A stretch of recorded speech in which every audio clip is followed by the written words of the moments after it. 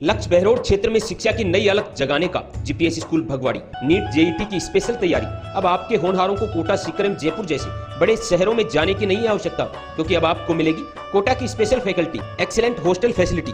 इतना ही नहीं, क्षेत्र की एकमात्र शूटिंग एकेडमी, राइफल एवं 10 metre pistol. Chairman doctor Naresh Yadav, Narnaul road, Bhagwadi, Behror. नमस्कार, आप सभी साथियों का बहुत बहुत स्वागत है। एक बार फिर से हाजिर हूं लेकर मैं आपके लिए खास बुलेटिन। आप देख रहे हैं आप तक नेटवर्क, बदलते वक्त का आईना। मैं हूं देशराज यादव और खबरों की शुरुआत उस खबर से जो खबर है आपके लिए जरूरी है। बहरोड कस्बे के अलवर रोड पर स्थित अनाज मंडी के समीप एक पिकअप गाड़ी एवं टेम्पो में भिड़ंत हो गई। इस दौरान पिकअप गाड़ी पलट गई। मौके पर सैकड़ों लोगों की भीड़ एकत्रित हो गई। साथ ही गाड़ी से चालक एवं परिचालक को सुरक्षित बाहर निकाला गया। मिली जानकारी के अनुसार तेज रफ्तार से आ रही दोनों गाड़ियों में भिड़ंत हुई है। यह तो गनीमत रही कि इसमें कोई जनहानि नहीं हुई। बीकानेर मिष्ठान भंडार पिछले 25 साल से ग्राहकों को बेहतर सुविधाएं प्रदान कर आपके परिवार का हिस्सा बनता हुआ आया है, जहां पर हर प्रकार की मिठाइयां और फास्ट फूड उपलब्ध हैं। तो बहरोड में अब एक ही नाम, बीकानेर मिष्ठान भंडार, मेन चौराहा, पुल के समीप, बहरोड। बहरोड कस्बे के कुंड रोड पर स्थित श्रीमती नारायणी देवी महिला महाविद्यालय में खो खो प्रतियोगिता का आयोजन हुआ, जिस दौरान जिले भर से टीमों ने भाग लिया। कॉलेज चेयरपर्सन डॉक्टर नीलम यादव ने बताया कि राज्य ऋषि भर्तृहरि मत्स्य विश्वविद्यालय अलवर की अंतर महाविद्यालय खो खो प्रतियोगिता का उद्घाटन आए हुए अतिथियों द्वारा किया गया। इस दौरान कॉलेज की छात्राओं ने खेल की प्रतियोगिता में अपना बेहतरीन प्रदर्शन कर प्रतिभा दिखाई। वहीं कॉलेज प्राचार्य डॉक्टर नीलम यादव एवं सचिव ओम प्रकाश यादव ने आए हुए अतिथियों का माल्यार्पण एवं गुलदस्ता भेंट कर अभिनंदन किया। वहीं विजेता खिलाड़ियों को स्मृति चिन्ह भेंट कर सम्मानित किया गया। इस दौरान महाविद्यालय का समस्त स्टाफ एवं छात्राएं मौजूद रही।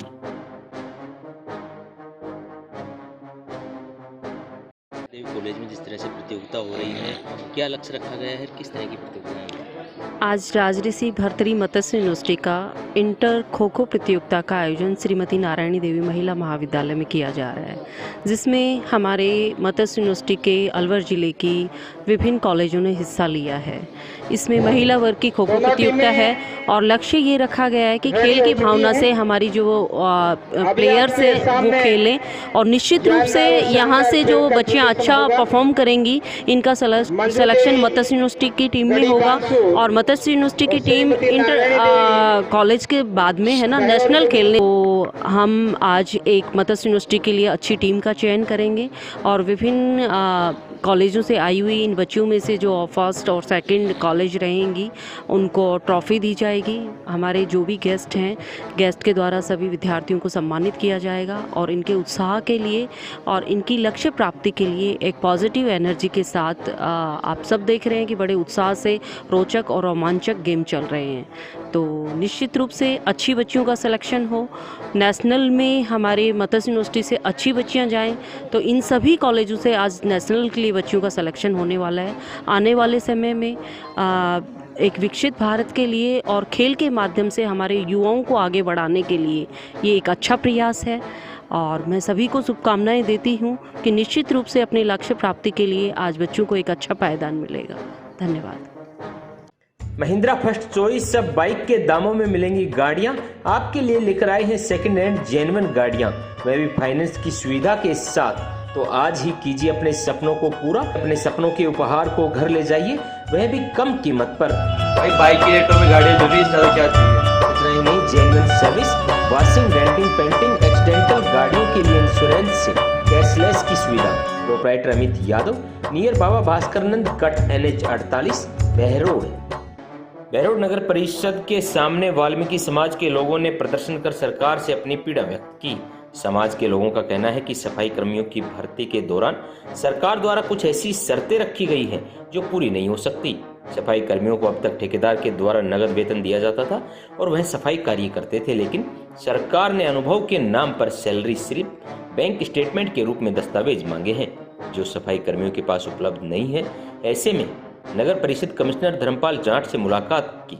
वहीं कमिश्नर धर्मपाल जाट ने धरना प्रदर्शन कर रहे सफाई कर्मियों को सरकार द्वारा जारी की गई भर्ती प्रक्रिया की गाइडलाइन के बारे में विस्तार से जानकारी दी और धरना प्रदर्शन समाप्त करने की अपील की। वहीं पार्षद मनोज ने बताया कि जब तक हमारी मांगे सरकार द्वारा पूरी नहीं की जाती तब तक प्रदर्शन जारी रहेगा। साथ ही बताया कि हमारी लड़ाई सरकार से है, न कि नगर परिषद आयुक्त से। उन्होंने ये भी कहा कि नगर परिषद आयुक्त की कोई गलती नहीं, सरकार द्वारा जारी की गई शर्तें सफाई कर्मियों की भर्ती में अड़चनें पैदा कर रही हैं।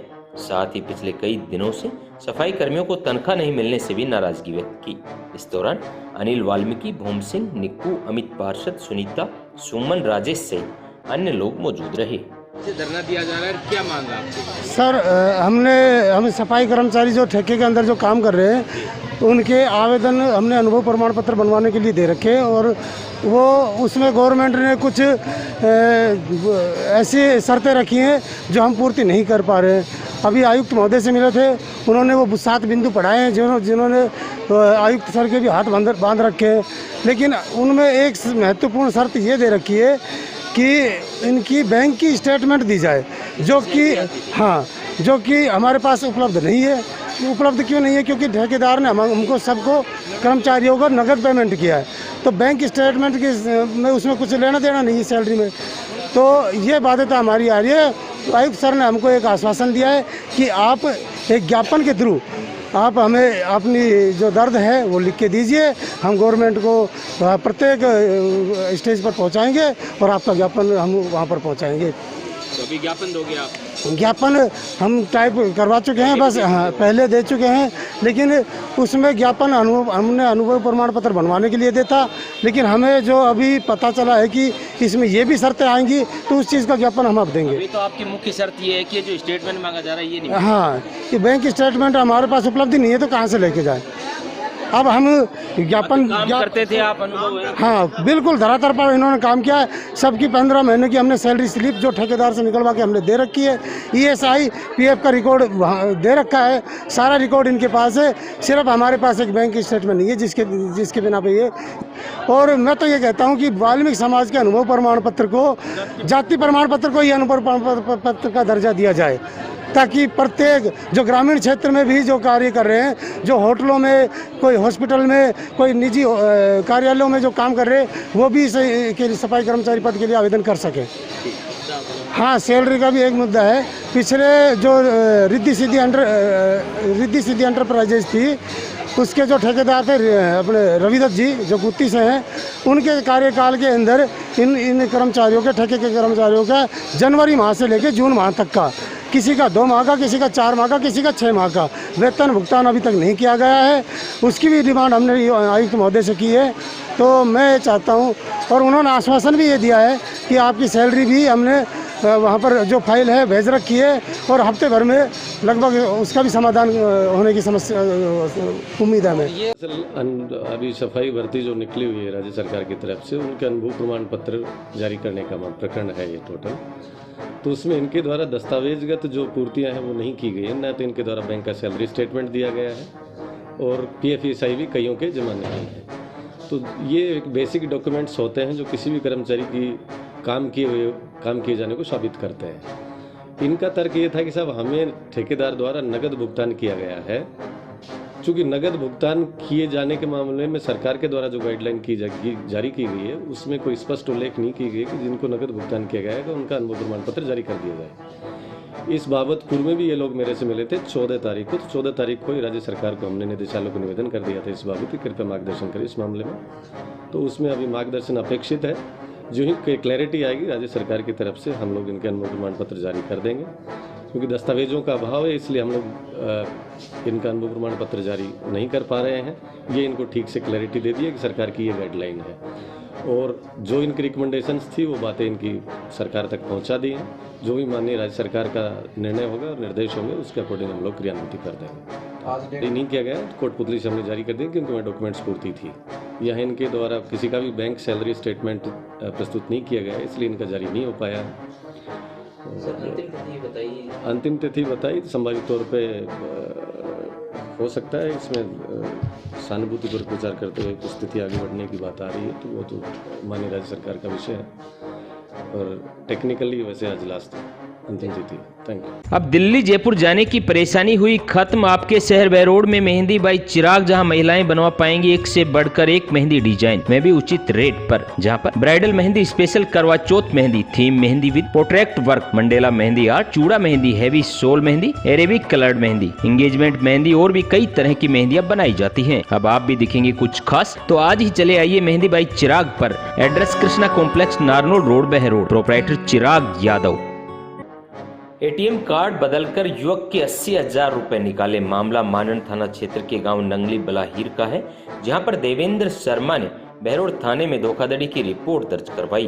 देवेंद्र ने बताया कि अपने बेटे तरुण के एटीएम कार्ड से पैसे निकलवाने के लिए HDFC बैंक के एटीएम में गए थे। एटीएम से पैसे नहीं निकलने पर वहां पर पहले से ही मौजूद कुछ लोगों ने बातों में उलझाकर उनका एटीएम कार्ड बदल लिया और कुछ देर बाद ही तरुण के एटीएम कार्ड से एक के बाद एक 80,000 रुपए निकाल लिए गए। इस दौरान पिता देवेंद्र ने फोन कर पैसे नहीं निकलने के बारे में तरुण को बताया।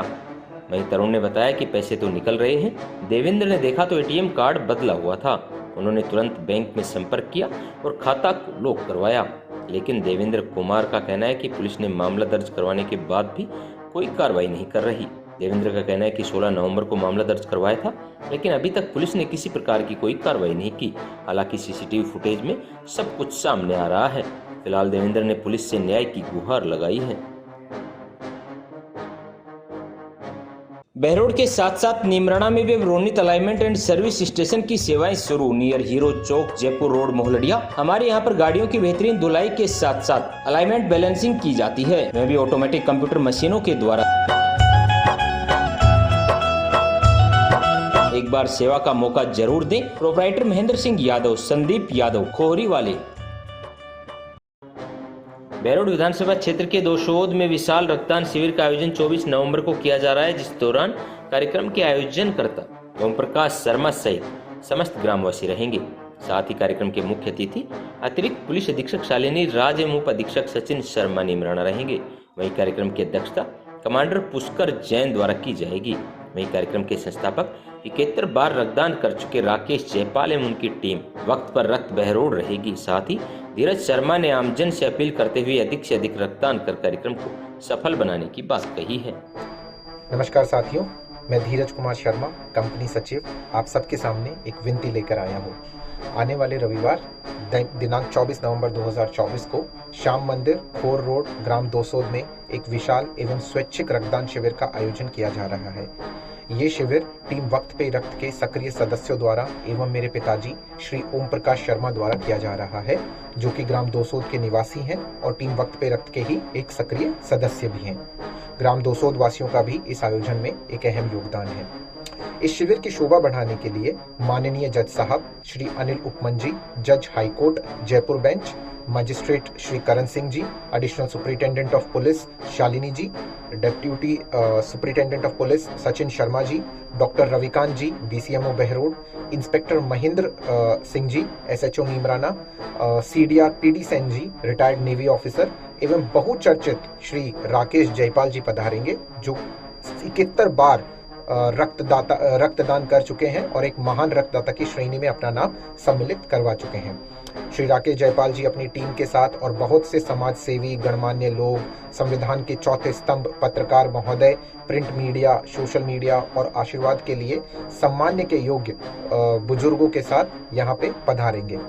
मेरा आप सबसे विनम्र निवेदन है कि इस आयोजन को सफल बनाने में आप अपना भावी सहयोग करें एवं अपनी उपस्थिति से रक्तदाताओं का उत्साह बढ़ाएं। देश के वीर सपूत रतन टाटा जी के प्रोडक्ट्स वोल्टास से जुड़कर दीजिए सच्ची श्रद्धांजलि और दीपावली के इस शुभ अवसर पर ले जाइए घरेलू इलेक्ट्रॉनिक्स उपहार, चलाऊ, टिकाऊ, सबसे सस्ते दामों पर। ऑनलाइन खरीद रेट से भी करीब 2000 रुपए के डिस्काउंट पर मिलेंगे हर प्रकार के इलेक्ट्रॉनिक्स आइटम, चाहे वो डीप फ्रीजर हो या फ्रिज, वॉशिंग मशीन हो या फिर RO वाटर व AC।